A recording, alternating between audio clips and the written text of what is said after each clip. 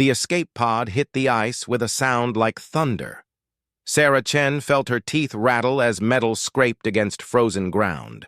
Red lights flashed everywhere inside the small ship. The air tasted of smoke and fear. "Mommy?" Marcus whispered from his safety seat. Her 4-year-old son looked at her with wide brown eyes. His small hands gripped his stuffed dinosaur tight. "It's okay, baby," Sarah said. But it was not okay. Nothing was okay. The colony on Kepler 442c was gone. The attacks had come without warning. Big ships with strange shapes had appeared in the sky. They fired weapons that turned buildings to ash. People screamed and ran, but there was nowhere to go. Sarah was a doctor. She helped load people into escape pods during the evacuation. Marcus stayed close to her the whole time. When their turn came, something went wrong. Their transport ship exploded just as they launched. Now they were alone on the ice moon with a broken pod and no way to call for help. Sarah checked the control panel. The news was bad. Life support was failing. The heater would stop working in less than an hour. Outside, the temperature was minus 180 degrees. Nothing could live in that cold. Nothing human anyway. She looked at Marcus. He was drawing pictures on a small tablet, making little dinosaurs dance across the screen. He did not know they were going to die. Sarah wanted to keep it that way. The pod grew colder. Sarah could see her breath now. She went to the emergency supplies and found the thermal suit. It was made for one adult. She put Marcus inside it and zipped it up. The suit was too big for him. He looked like a small ghost floating in silver fabric. "Are we going camping, Mommy?" Marcus asked. His voice was muffled by the suit's hood. "Something like that," Sarah said. She smiled, but her heart was breaking. The heater made a clicking sound and stopped. The temperature began to drop fast. Ice formed on the pod's walls. Sarah's fingers started to go numb. She had maybe 30 minutes before the cold would kill them both. She made her choice. Sarah climbed into Marcus's safety seat and pulled him onto her lap. The thermal suit could only keep one person warm. But if she held him close, if she used her own body heat, maybe she could keep him alive a little longer. Maybe someone would find them. Maybe there was still hope. "Tell me about the dinosaurs," Sarah said. She wrapped her arms around Marcus and held him tight against her chest. Marcus began to talk about his favorite dinosaurs. He told her about the big plant eaters and the ones with long necks. His voice was happy and excited. He did not know his mother was slowly freezing to death to keep him warm. Sarah felt the cold creeping up her legs. Her feet went numb first, then her hands. But she kept holding Marcus. She kept listening to his stories. She sang his favorite songs when he got tired of talking. The ones about brave knights and flying horses. The ones that helped him sleep when he had bad dreams. Time moved like thick honey. Sarah's thoughts became fuzzy. The cold was winning. She could not feel her arms anymore, but somehow she was still holding Marcus. Her body knew what to do even when her mind started to fade. "Mommy, you're shivering," Marcus said.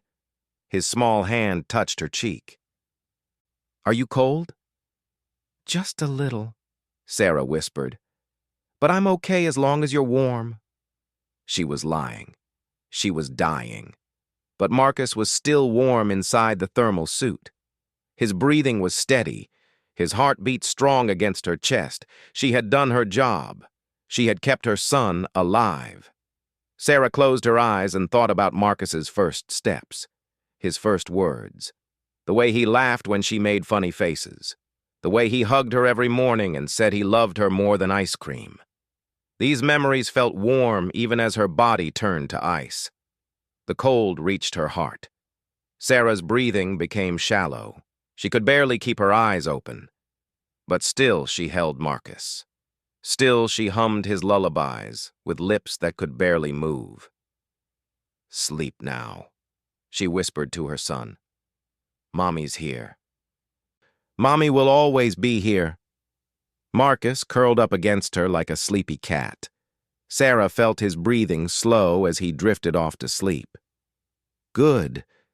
If they were going to die, at least he would not be afraid. He would just go to sleep in his mother's arms and dream of dinosaurs.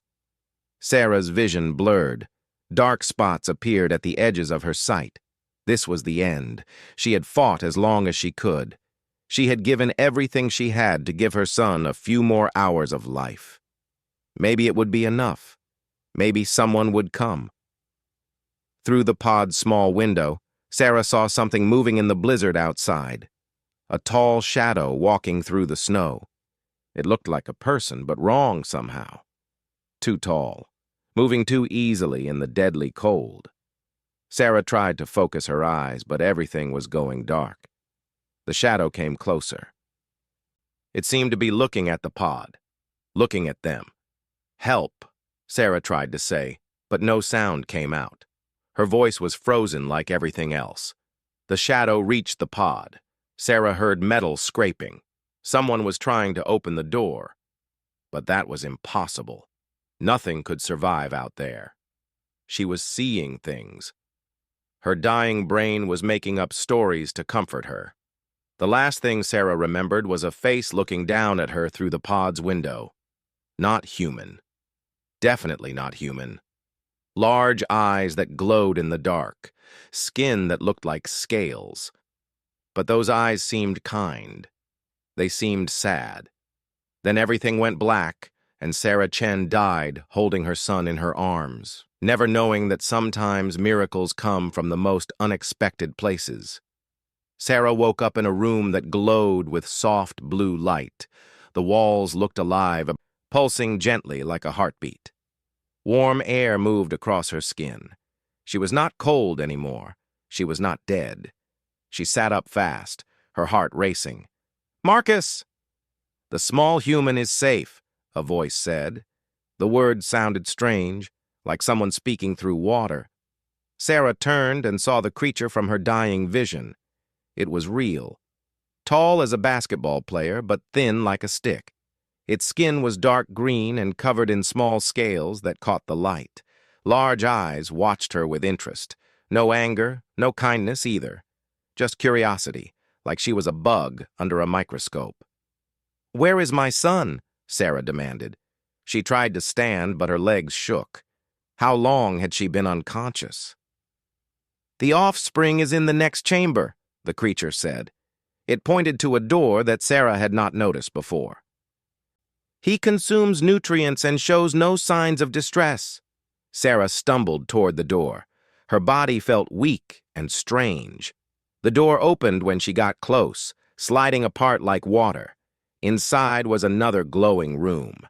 Marcus sat at a small table, eating something that looked like purple jelly. He seemed perfectly fine. "Mommy!"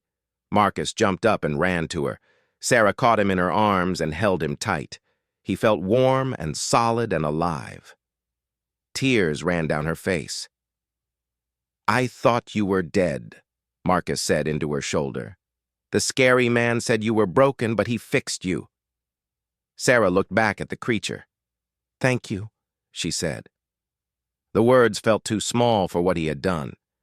He had saved both their lives. "Your gratitude is unnecessary," the creature replied. "I am Commander Zexhai of the research vessel Coldstream. You are subjects of scientific interest, nothing more." Sarah did not like the sound of that. "Subjects?" Zexhai moved closer. His footsteps made no sound on the strange floor. "Your species exhibits behavior patterns that my people find puzzling.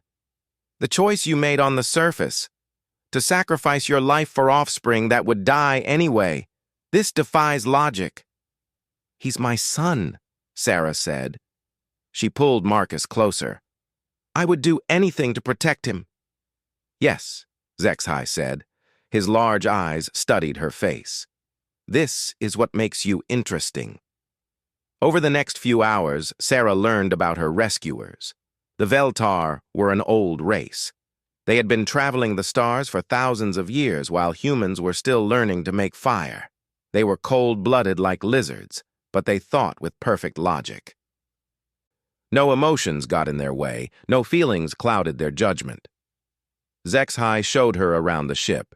Everything was designed for efficiency. Sharp angles, metal surfaces, cold lights. The other crew members they passed looked just like HFY. Tall, scaled, quiet. They nodded at their commander but ignored Sarah and Marcus completely. "Your offspring," HFY said as they walked. "Among my people, genetic material is combined in laboratories.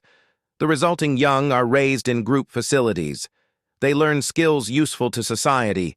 Personal attachments are discouraged as inefficient." Sarah felt sick. "You don't love your children?" "Love is a chemical reaction that clouds rational thought," HFY explained. "We evolved beyond such weaknesses long ago. Our society benefits greatly from this advancement." They stopped at a large window that looked out into space. Stars stretched in all directions, beautiful and cold and empty. "I study primitive species," HFY continued. "Races that still allow emotion to guide their actions. Your behavior on the ice moon represents the most extreme example I have encountered. You chose certain death to extend your offspring's life by mere minutes. From any logical perspective, this was wasteful. From any human perspective, it was love," Sarah said. HFY's head tilted slightly. Explain love. How could she explain something so basic? It was like trying to explain breathing or seeing color. Love means caring about someone more than yourself. It means their happiness matters more than your own. It means you would die before you let them get hurt. "But this serves no evolutionary purpose if both individuals die," HFY said. "Maybe some things are more important than evolution," Sarah replied. HFY was quiet for a long time. Finally, he spoke again. "My people believe that emotion makes species weak, that love and attachment prevent progress. But your species reached space travel despite these handicaps. This contradicts our theories." Sarah thought about humanity, all the wars fought to protect loved ones, all the discoveries made to build better lives for children, all the art and music created to express feelings too big for words. "Maybe love doesn't make us weak," she said. "Maybe it makes us strong." "Impossible," HFY said, but he did not sound certain anymore. That night, Sarah and Marcus slept in a small room with 2 beds that grew from the floor when they needed them. The ship was completely silent. No humming engines, no voices in the halls. Sarah lay awake listening to Marcus breathe in the bed next to hers. She wondered what would happen to them. HFY had saved them, but he also called them test subjects. Were they prisoners? Guests? Pets in a zoo? Marcus had nightmares. He woke up crying and calling for his stuffed dinosaur, which was still in the crashed pod. Sarah moved to his bed and held him until he fell asleep again. His small body shook against hers. Through the wall, she heard footsteps stop outside their door. Someone was listening, watching, studying how humans comforted each other in the dark. Sarah found herself thinking about the Veltar, a whole race that had forgotten how to love their children, how to comfort each other, how to sacrifice for something bigger than themselves.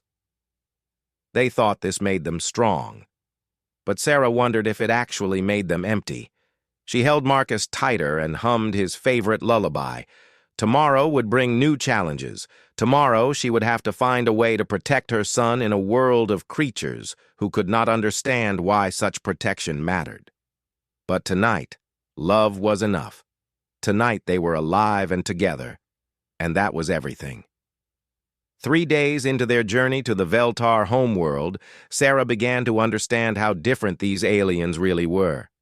She watched the crew work with perfect efficiency. They never argued. They never joked. They never showed any sign of friendship or dislike for each other. Each Veltar did their job with cold precision and nothing more. "Do you have friends?" Sarah asked HFY during one of their daily talks. Friends are personal attachments, he replied. They create bias in decision-making. We work with colleagues who possess useful skills. Nothing more is necessary. Sarah found this deeply sad. She thought about her own friends back on the colony. Dr. Patel, who always brought her coffee during night shifts. Lieutenant Jones, who taught Marcus how to fold paper airplanes. Mrs. Kim, who baked cookies for the whole medical team every Friday. All gone now, killed in the attack or scattered across the galaxy. The thought made her chest tight with grief. HFY noticed her expression. You display distress. This is another puzzle. Your friends cannot help you now. Thinking about them serves no purpose. Yet you continue to do so. I loved them, Sarah said simply.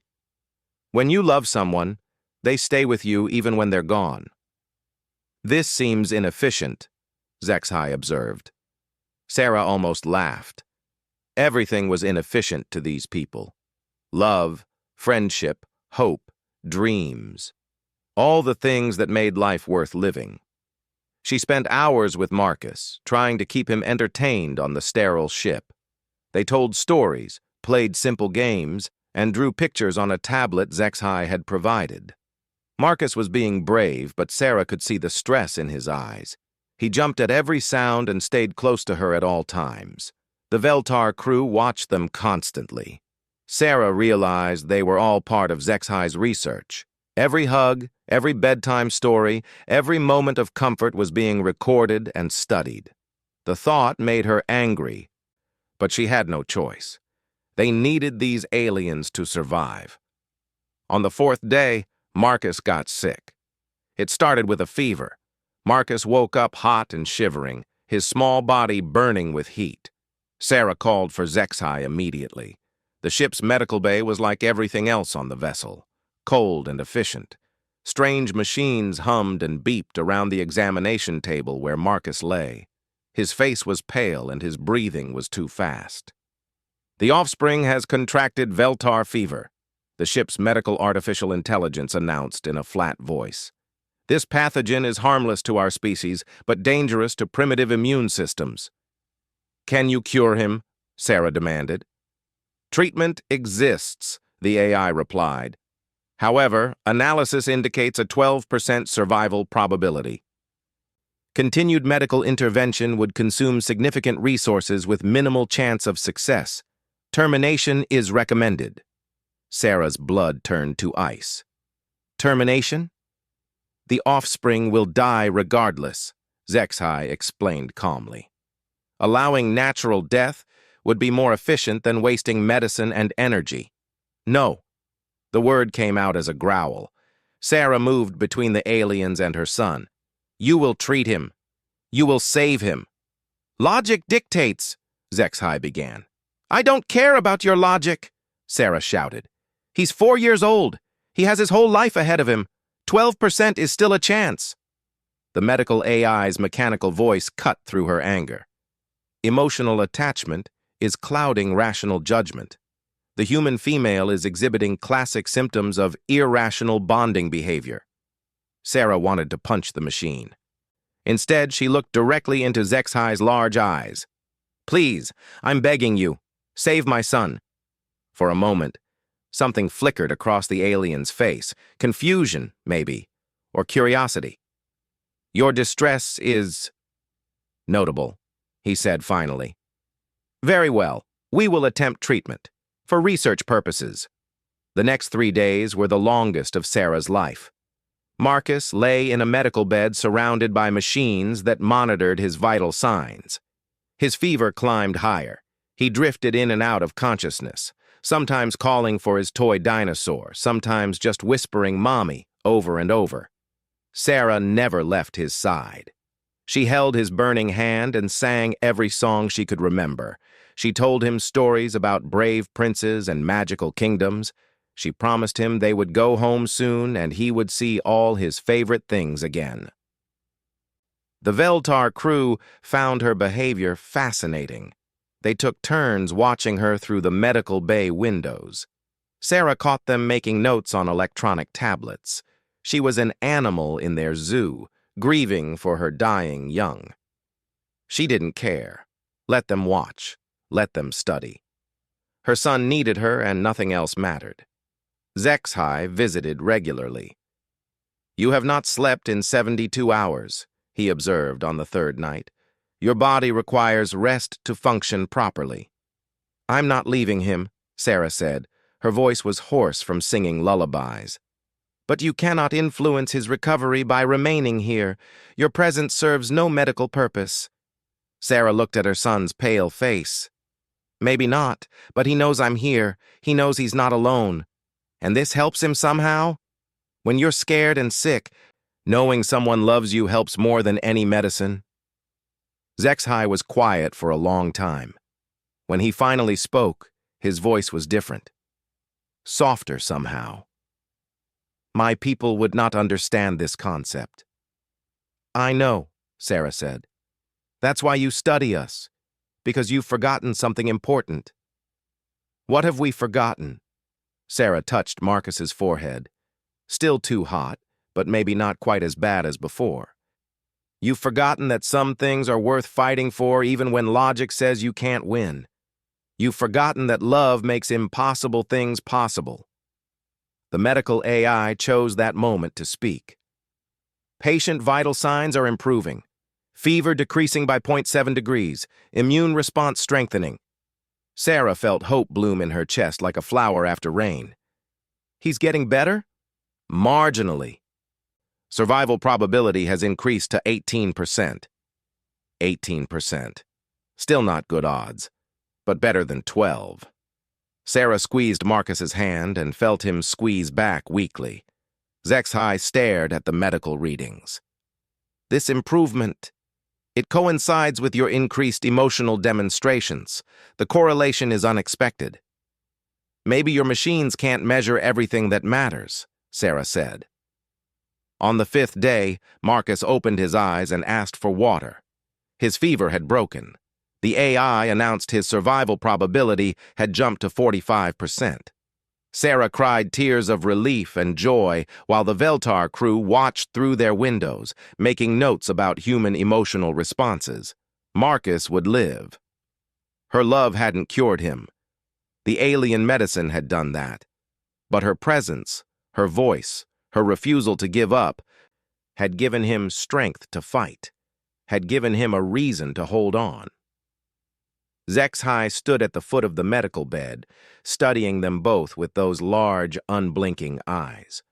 For the first time since they'd met, Sarah thought she saw something like wonder in his expression. "Remarkable," he said quietly. "Most remarkable indeed." The message from the Veltar Council came when they were 2 days from the homeworld. Sarah was helping Marcus walk around the medical bay when HFY entered with 3 other aliens she had never seen before.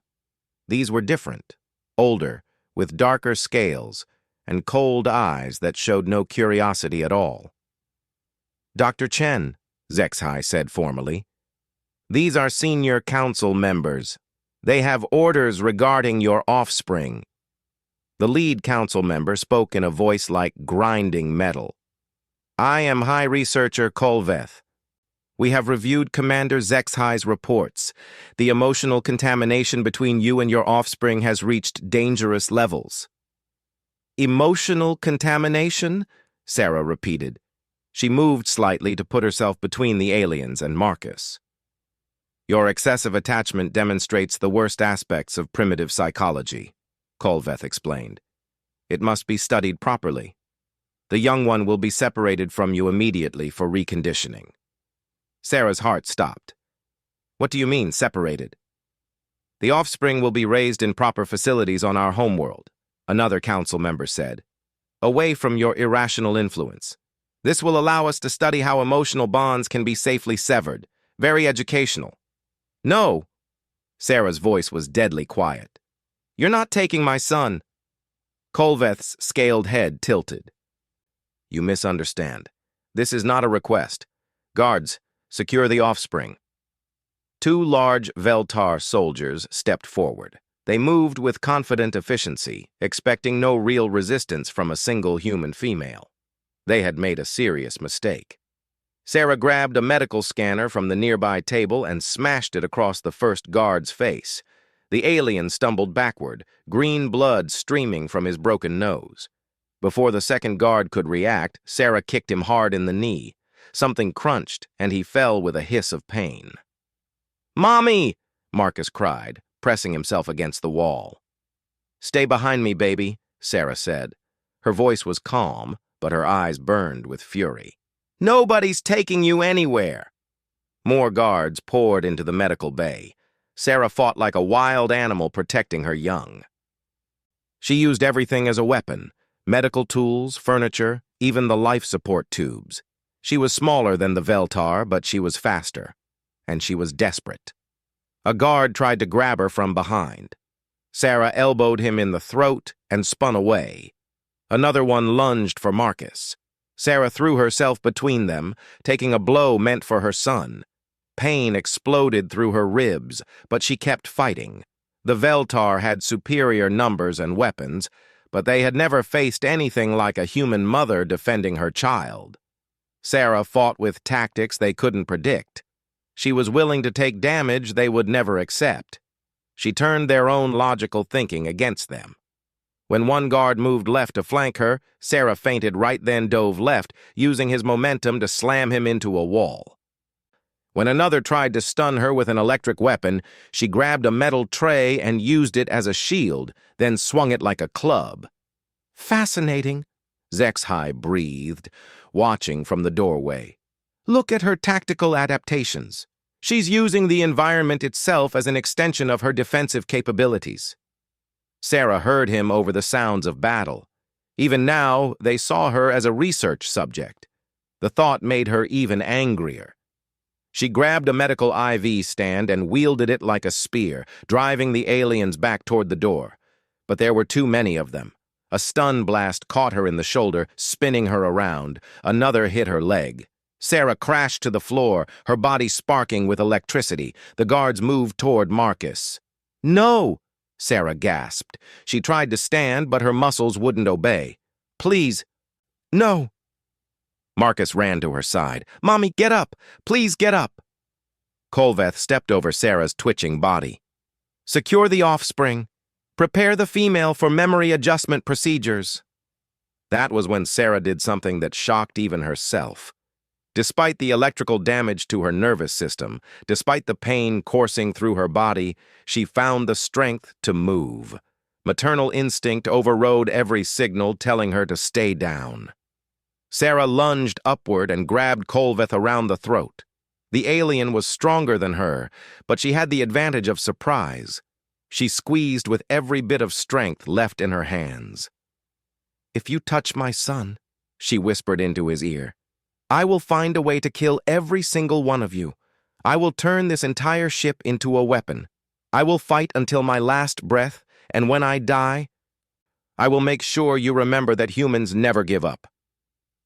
The other guards tried to pull her off their leader, but Sarah had locked her arms around his neck. She held on with the grip of someone who had nothing left to lose. "You cannot possibly succeed," Kolveth choked out.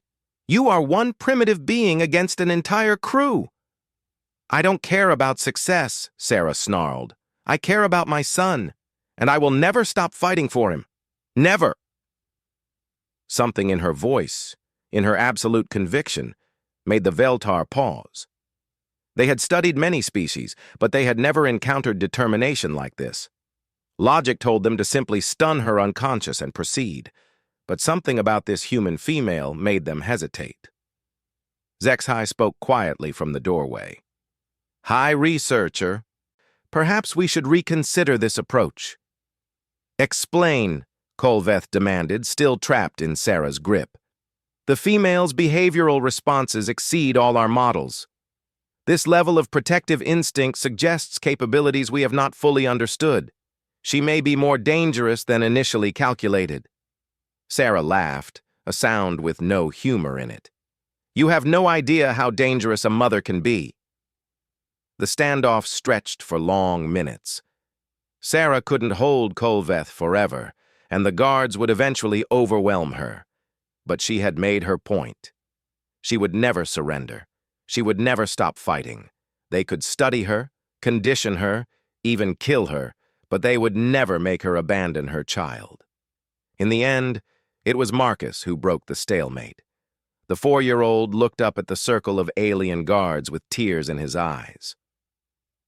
"Please don't hurt my mommy," he said in his small voice. "She's the best mommy in the whole universe. She saved me from the cold place. She sang to me when I was sick. She loves me." The simple words hit the Veltar like a physical blow. Here was a child defending the same being who was willing to die for him. The bond between them was so strong it affected everything around them. HFY stepped forward.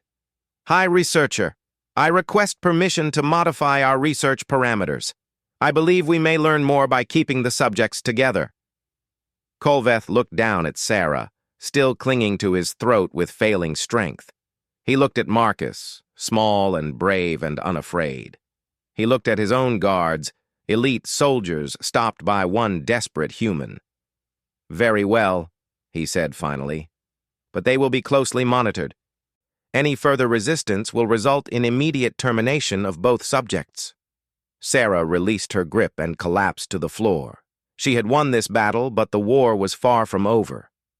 As the Veltar filed out of the medical bay, she pulled Marcus close and held him tight. They were still prisoners, still test subjects. But they were together, and that was everything. The Veltar homeworld was a place of perfect order. Silver towers reached toward the sky in mathematical patterns. Every street was exactly the same width. Every building was the same height. No plants grew wild, no animals wandered free. Everything had its place, and nothing moved without purpose. Sarah watched it all through the transport window as they descended toward the surface. Beside her, Marcus pressed his face against the glass with wonder. Even here, even as prisoners, he still found beauty in new things. That was so human, to see possibility where others saw only cold efficiency. They were taken to a research facility in the city center. More white walls, more glowing lights, more machines that hummed with quiet intelligence. Sarah and Marcus were given a larger room this time, with 2 beds and a small table. It looked comfortable, but Sarah knew it was still a cage. HFY visited them every day. He asked questions about human behavior, about emotions, about the bonds between parents and children. Sarah answered honestly, hoping that somehow her words might reach whatever passed for a heart in his alien chest. "Your species fascinates my colleagues," HFY said during one of their sessions. "The way you fought in the medical bay has become a subject of intense study. They want to understand how one individual can become so dangerous when protecting others." "It's not about being dangerous," Sarah explained. She was helping Marcus build a tower out of small blocks the aliens had provided. "It's about love making you stronger than you thought possible. But strength implies the ability to overcome obstacles through superior force or strategy. Love is merely a chemical reaction." Sarah knocked down Marcus's tower, making him giggle. He immediately started building it again, higher than before. "Watch my son," she said. "Every time that tower falls, he builds it again. Why? Because he enjoys the activity? Because he doesn't give up. That's what love teaches us. When something matters to you, really matters. You don't quit no matter how many times you fail." HFY watched Marcus stack blocks with focused determination. "And this persistence provides tactical advantages?" "It provides something better than tactics. It provides hope." On their 5th day at the facility, everything changed. Sarah woke to the sound of alarms. Red lights flashed in their room. Through their window, she could see Veltar soldiers running through the corridors with weapons drawn. Something was very wrong. The door to their room opened and HFY rushed in. But he looked different. His usual calm was gone. His large eyes were wide with something that might have been fear. "We must leave," he said urgently. "Now." "What's happening?" Sarah asked. "The High Council has decided you are too dangerous to study. They have ordered your termination." "Both of you!" Sarah's blood went cold. "They're going to kill us?" "The decision was unanimous. Your influence on me has been deemed unacceptable. They believe I am becoming contaminated by exposure to human emotional patterns." Sarah looked at the alien who had saved her life twice now. "Are you?" HFY paused. "I have begun to experience sensations I do not understand. When I observe your bond with your offspring, I feel something my people call resonance disturbance. You would call it sadness." Sarah felt her heart skip. "You're learning to feel." "Yes, and according to my people, this makes me dangerous as well." The sound of marching feet echoed from the corridor. "They're coming," HFY said. "I am going to help you escape, but first I must do something." He moved to a communication panel on the wall and began entering commands. "I am transmitting your location to human space. If your people receive the signal from your escape pod, they will know where to find you." "Why are you doing this?" Sarah asked. "You'll be executed for treason." HFY looked at her with those large, ancient eyes. "Because I have learned something from watching you. Some things are worth dying for. Some bonds are stronger than logic. Some love is worth any sacrifice." The words hung in the air like music.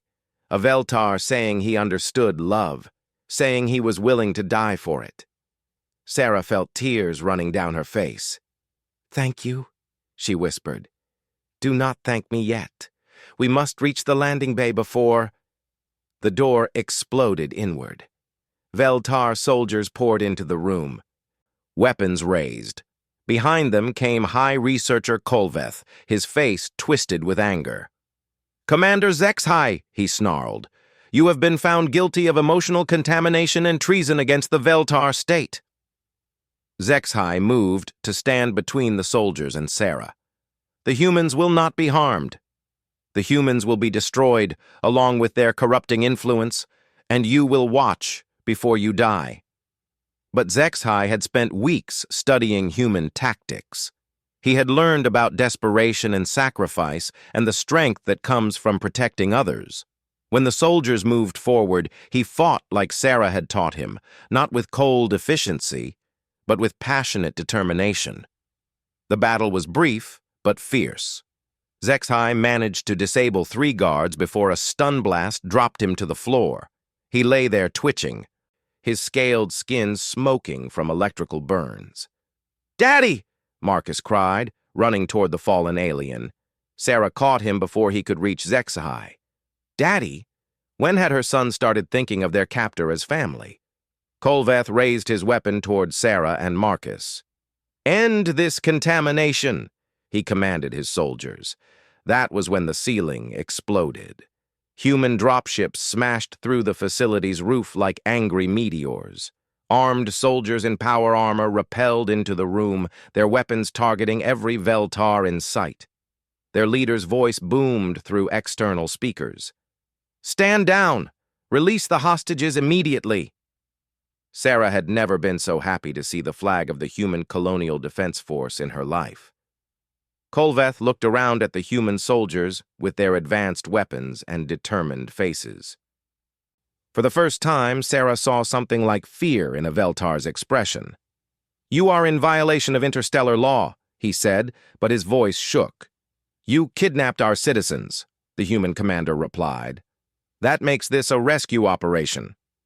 The standoff lasted only minutes. Faced with superior human military technology and the tactical advantages of surprise, the Veltar surrendered. Sarah and Marcus were quickly evacuated to the human ships, but not before Sarah insisted on taking HFY with them. "He saved our lives," she told the human commander. "He's not our enemy." Later, aboard the rescue ship, Sarah sat beside HFY's medical bed. The alien was recovering from his injuries, but his own people had declared him a traitor. He could never go home. "I am sorry," he said weakly. "I have failed you again." "Failed us?" Sarah laughed. You saved us. You risked everything for strangers. That's the most human thing anyone could do. Zexhai looked confused. But I am not human. No, Sarah agreed. But you learned what makes us human. You learned about love. Marcus climbed onto the bed and hugged the alien gently. You're part of our family now, he said simply. Zexhai's large eyes filled with something Sarah had never seen before. Tears. The first Veltar in thousands of years to cry. The rescue ships carried them back to human space, but the real journey was just beginning. First contact with an alien species, a former enemy who had learned the power of human love, a new understanding that emotions might not be weaknesses after all. Sarah looked out at the stars and thought about the future. Somewhere out there, other Veltar were learning about what had happened, learning that their cold logic wasn't the only way, learning that sometimes the strongest thing you can do is care about someone more than yourself. Marcus fell asleep in her lap, still holding Zexhai's scaled hand. The alien watched the sleeping child with wonder, beginning to understand what humans had always known. Love was not a weakness. Love was the greatest strength in the universe. And now, for the first time in millennia, the galaxy was about to learn what humans could accomplish when they had something worth fighting for.